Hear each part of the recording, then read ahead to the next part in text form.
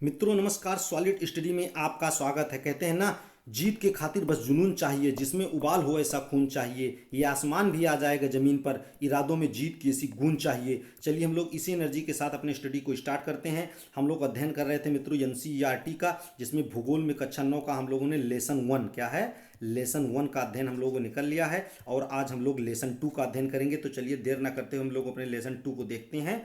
तो जैसा कि हमारा लेसन 2 है मित्रों, लेसन 2 है भारत का भौतिक स्वरूप। क्या है? भारत का भौतिक स्वरूप। हम लोग भारत के भौतिक स्वरूप में जाने इससे पहले हम लोग पृथ्वी के बारे में कुछ देख लेते हैं मित्रों। तो हम लोग को ध्यान देना है, प्लेट विवर्तन की सिद्धांत के अनुसार, प्लेट विवर्तन की मतलब प्लेट टेक्टोनिक एक सिद्धांत है, इसके बारे में हम लोग डिटेल से अध्ययन करेंगे मित्रों आगे। प्लेट विवर्तन की सिद्धांत के अनुसार पृथ्वी की ऊपरी परपट्टी जो है 7 बड़ी और कुछ छोटी प्लेटों से बनी है, ये हम लोगों को ध्यान देना है। और प्लेट की गतियों को 3 भागों में बांट सकते हैं, जैसा कि हम लोग इसमें देख रहे हैं कि ऊपर कुछ न कुछ अलग अलग प्लेटें दिखाई गई हैं। तो ये क्या है? पृथ्वी इन्हीं प्लेटों से मिलकर बनी हुई है, ये हम लोगों को देखना है। अब इसमें जो प्लेटों की गतियां हैं, 3 गति में इसकी गति को बांटा जा सकता है। एक होता है अभिसारी, क्या होता है? अभिसारी गत या अभिसारी परिसीमा। एक होता है अपसारी परिसीमा या अपसारी गत। एक होता है रूपांतरण परिसीमा। तो जो कहता है प्लेटें एक दूसरों के करीब आती हैं, जिस गति में क्या होता है, प्लेटें एक दूसरे के करीब आती हैं, उसको हम लोग क्या कहते हैं? अभिसारी गत कहते हैं। क्या कहते हैं? अभिसारी कहते हैं। और जिसमें प्लेटें एक दूसरे से दूर जाती हैं उसको अपसारी गत कहते हैं। और जिसमें प्लेटें एक दूसरे के क्षैतिज दिशा में गत करती हैं उसको हम लोग क्या कहते हैं? रूपांतरित या परिसीमा या रूपांतरित गत कहते हैं। चलिए हम लोग आगे देखते हैं। आगे मित्रों हम लोगों का है कि विश्व के अधिकतर ज्वालामुखी क्या है? विश्व के अधिकतर ज्वालामुखी और भूकंपीय संभावित क्षेत्र प्लेटों के किनारों पर स्थित हैं, लेकिन कुछ कुछ क्या है, प्लेटों के अंदर भी है, ये हम लोगों को ध्यान देना है। इसका उदाहरण हम लोग देख लेते हैं मित्रों। जहां पर दो प्लेटें मिलती हैं वहां पर काफ़ी भूकंप वाला क्षेत्र होता है, जैसा कि हम लोग जानते हैं नेपाल क्या है, नेपाल है। वहां पर 2 प्लेटों के बीच में स्थित है, इसलिए वहां पर भूकंप का संभावित काफ़ी क्षेत्र, वहां बहुत भूकंप आता है।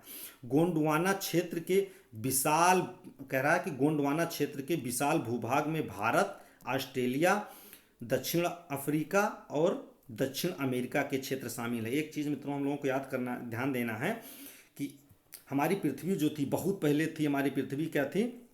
हमारे पृथ्वी पर केवल एक महाद्वीप और एक महासागर थे। तो जो महाद्वीप था मित्रों, उसको हम लोग क्या कहते थे? पेंजिया। महाद्वीप को हम लोग पेंजिया बोलते थे। हम लोग क्या, महाद्वीप को पेंजिया बोला जाता है और महासागर को पेंथालिसा बोला जाता था। क्या बोलते हैं? पेंथालिसा बोला जाता है। तो जो ये महाद्वीप था वो धीरे धीरे टूट करके 2 पार्ट में डिवाइड हो गया। क्या हुआ? महाद्वीप 2 भाग में बट गया और ऊपर वाले भाग को क्या बोला गया? अंगारा लैंड या लारेंसिया जिसको कहते हैं, और नीचे वाले को बोला गया गोंडवाना लैंड।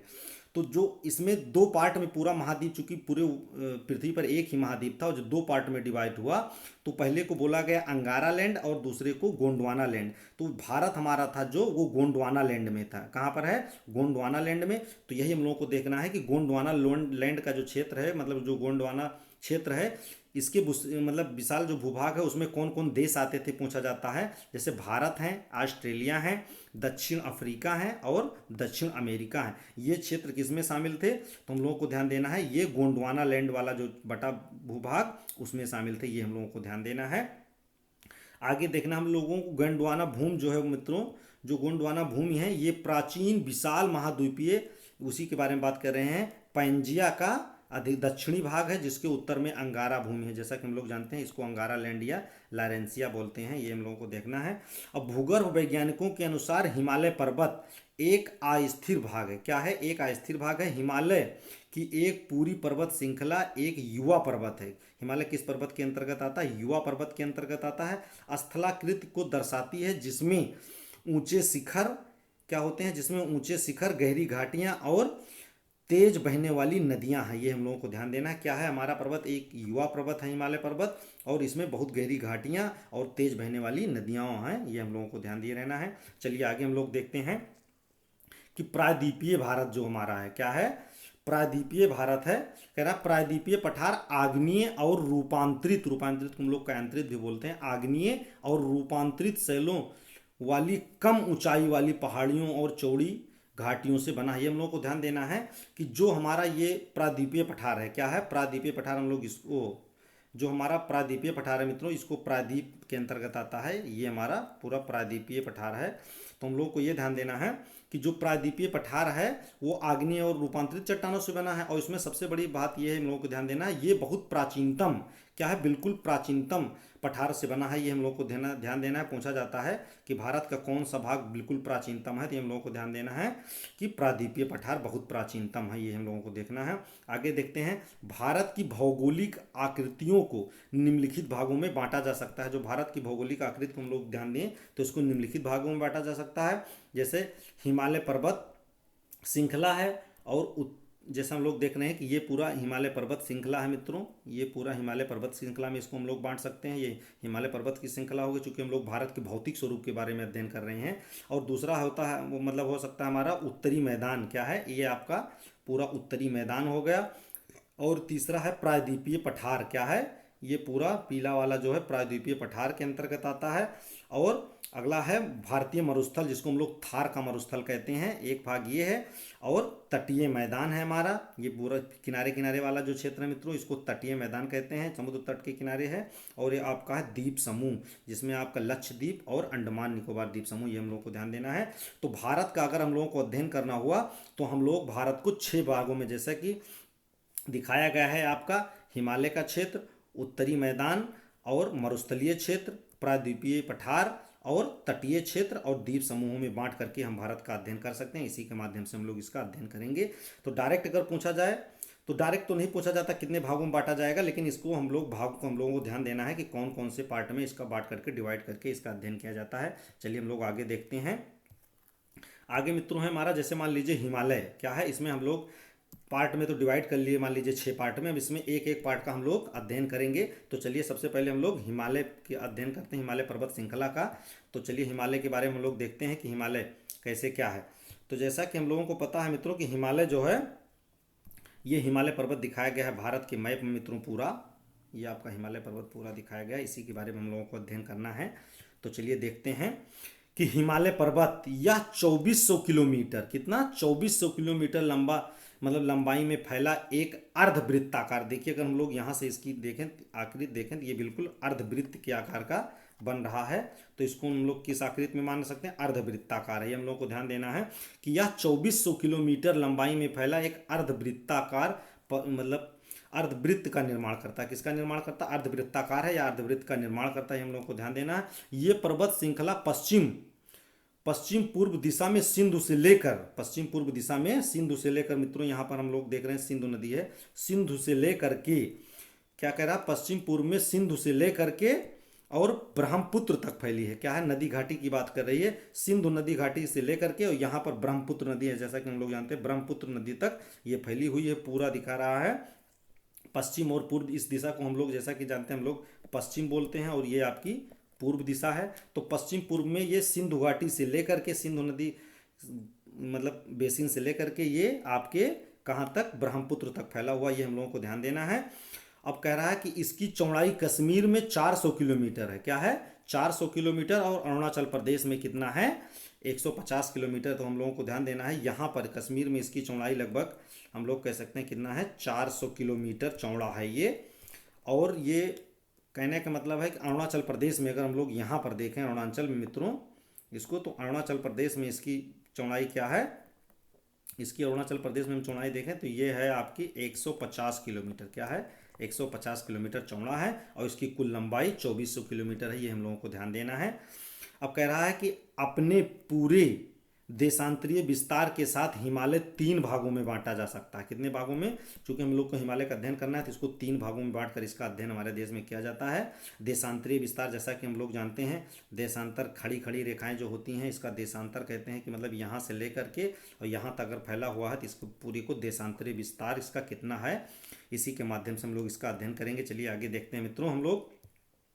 तो जैसा कि 3 भागों में बांट के मान लीजिए इसका अध्ययन करना है, तो हम लोग देख लेते हैं पहले मित्रों कि जैसे मान लीजिए जो सबसे क्या है कि सबसे उत्तर में स्थित श्रृंखला को जो है सबसे उत्तर में स्थित श्रृंखला, मतलब ये वाली श्रृंखला कह रहा है मित्रों, जो सबसे ऊपर मतलब सबसे उत्तर, ऊपर मतलब उत्तर होता है मैप में, जो सबसे ऊपर या सबसे उत्तर की श्रृंखलाएं होती हैं उसको हम लोग क्या कहते हैं, उसको बोला जाता है महान या आंतरिक हिमालय। क्या बोलते हैं? महान या आंतरिक हिमालय। ये हम लोगों को ध्यान देना है। वैसे हिमालय को मित्रों अगर अध्ययन किया जाता है तो हिमालय को जनरली दो पार्ट में बांटकर इसका अध्ययन किया जाता है। एक को हम लोग बोलते हैं ट्रांस हिमालय। क्या बोलते हैं? एक को बोला जाता है ट्रांस हिमालय और एक को बोलते हैं मुख्य हिमालय। क्या होता है? मुख्य हिमालय होता है। ये हम लोगों को ध्यान देना है। अब इसमें जो मुख्य हिमालय होता है उसी का हम लोग अध्ययन करें, चूंकि हमें अपने देश के बारे में ज़्यादा अध्ययन करना है। तो मुख्य हिमालय को हम लोग मुख्यतः 3 भागों में बांटकर इसका अध्ययन कर रहे हैं। कह रहा जो सबसे ऊपर वाली सीमा है या सबसे उत्तर वाली मतलब हिमालय है, इसको हम लोग क्या कहते हैं मित्रों? इसको हम लोग बाह्य मतलब महान या आंतरिक हिमालय कहते हैं। और इसी को क्या नाम है? हिमाद्री भी कहते हैं। हम लोग क्या बोलते हैं? इसी को हिमाद्री भी कहते हैं। ये हम लोगों को देखना है। इसमें क्या है? इसका निर्माण ग्रेनाइट से बना हुआ। किससे बना हुआ है? ग्रेनाइट से बना हुआ है। और इसकी औसत ऊंचाई कितना है? 6000 मीटर। क्या है? औसत ऊंचाई इसकी 6000 मीटर है। ये हम लोगों को ध्यान दे रहना है। अब उसके बाद में हम लोग देखते हैं कि जो है हिमाद्री, क्या है? हिमाद्री के दक्षिण में स्थित जो श्रृंखला है, जैसा मान लीजिए हम महान हिमालय या आंतरिक हिमालय बोलते हैं, और आंतरिक हिमालय के नीचे जो क्षेत्र है या दक्षिण में, नीचे को हम लोग मैप में दक्षिण बोलते हैं, दक्षिण में जो क्षेत्र है उसको हम लोग हिमालय या निम्न हिमालय के नाम से जानते हैं। हिमालय या निम्न हिमालय के नाम से जानते हैं। इसकी ऊंचाई कितना? 3700 किलोमीटर से लेकर के 4500 किलोमीटर तक। कितना है? 3700 किलोमीटर से लेकर के 4500 किलोमीटर है। यह हिमालय हिमालय या निम्न हिमालय के नाम से जाना जाता है। इसमें जो फेमस चीज़ें मित्रों क्या हम लोग को ध्यान देना है? कश्मीर घाटी है, कुल्लू घाटी है और महाभारत घाट है। ये हम लोगों को ध्यान देना है कि पूछा जाता है डायरेक्ट कि कश्मीर घाटी किस हिमालय में आती है, तो हम लोग को ध्यान देना हिमालय या इसको निम्न हिमालय बोलते हैं। हिमालय या निम्न हिमालय में कश्मीर घाटी है, कुल्लू घाटी है और महाभारत पर्वत है। ये हम लोगों को ध्यान देना है। किस में आते हैं? हिमालय या निम्न हिमालय में आते हैं। उसके आगे हम लोग को देखना है कि हिमालय के सबसे बाहरी जो श्रृंखला होती है उसको शिवालिक श्रेणी कहा जाता है। क्या कहा जाता है? शिवालिक श्रेणी या शिवालिक पर्वत बोलते हैं। हिमालय की जो सबसे नीचे वाली मतलब जो सबसे नीचे वाली श्रृंखला होती है इसको हम लोग क्या बोलते हैं? इसको हम लोग बोलते हैं शिवालिक श्रेणी बोलते हैं। और जो बीच में होती है इसको हम लोग मध्य हिमालय या निम्न हिमालय बोलते हैं। जो ऊपर वाला होता है इसको हम लोग महान हिमालय या हिमाद्री कहते हैं। ये हम लोगों को ध्यान देना है। अब इसमें क्या है कि निम्न हिमालय और शिवालिक श्रेणी के बीच में एक घाटी स्थित है। निम्न हिमालय और शिवालिक श्रेणी जो है मित्रों, ये आपका मान लीजिए निम्न हिमालय यहाँ पर आता है और बीच नीचे आती है शिवालिक श्रेणी, जिसके बीच में एक घाटी है। जो ये वाला पार्ट बचेगा बीच में एक घाटी है, इसको हम लोग क्या कहते हैं? दून घाटी बोलते हैं। इस प्रकार की घाटी को क्या बोला जाता है? दून घाटी बोलते हैं। जैसा कि हम लोग को जानना है, जैसा हम लोगों ने नाम सुना होगा देहरादून। क्या है? देहरादून है आपका, पाटली दून है। तो कई प्रकार के नाम जो हैं दून के साथ जुड़े हुए हैं। तो वो कौन सी घाटी है? निम्न हिमालय और शिवालिक श्रेणी के बीच की घाटी। मान लीजिए अगर ऊपर आपका निम्न हिमालय हो गया और नीचे आपकी शिवालिक श्रेणी होगी, तो बीच में ये वाला जो पार्ट हो रहा है इसको हम लोग दून घाटी बोलते हैं। क्या बोलते हैं? दून घाटी बोलते हैं। ये हम लोगों को ध्यान देना है। चलिए आगे हम लोग देखते हैं। आगे है मित्रों हिमालय को पश्चिम से पूर्व तक, कह रहा है हिमालय को पश्चिम से पूर्व तक स्थित क्षेत्रों के आधार पर भी विभाजित किया जा सकता है। जैसे हम लोग अगर पूरा पश्चिम में इसको डिवाइड किए तो इसके आधार पर भी हम लोग इसको विभाजित कर सकते हैं। तो मतलब कह रहा है इन वर्गीकरणों को नदी घाटियों के आधार पर, क्या होता है? नदी घाटियों की सीमाओं के आधार पर हम बांट सकते हैं। ये हम लोगों को ध्यान देना है। किस आधार पर? नदी घाटी के आधार पर हम लोग बांट सकते हैं। अब चलिए देखते हैं। जैसा कि हम लोग माने अगर नदी घाटी के आधार पर, तो जैसा है कि आपका पंजाब हिमालय, क्या है? पंजाब हिमालय कहाँ है? पंजाब हिमालय किसे कहेंगे? नदी घाटी के आधार पर चूंकि हम लोग बांट रहे हैं तो हम लोग को ध्यान देना है। जैसे कि मान लीजिए सतलज और सिंधु, क्या कह रहा? सतलज नदी और सिंधु नदी। क्या है? सतलज नदी और सिंधु नदी। ये हम लोगों को ध्यान देना है।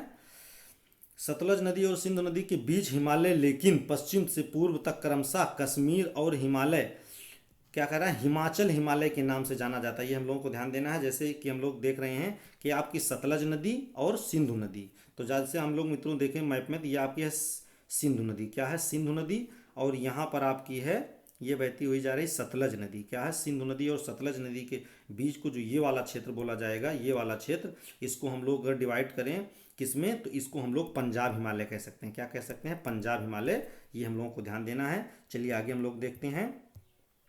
पंजाब हिमालय के बाद में मित्रों हम लोगों को देखना है कुमाऊं हिमालय। क्या है, कुमाऊं हिमालय किसे कहते हैं, ये हम लोगों को ध्यान देना है।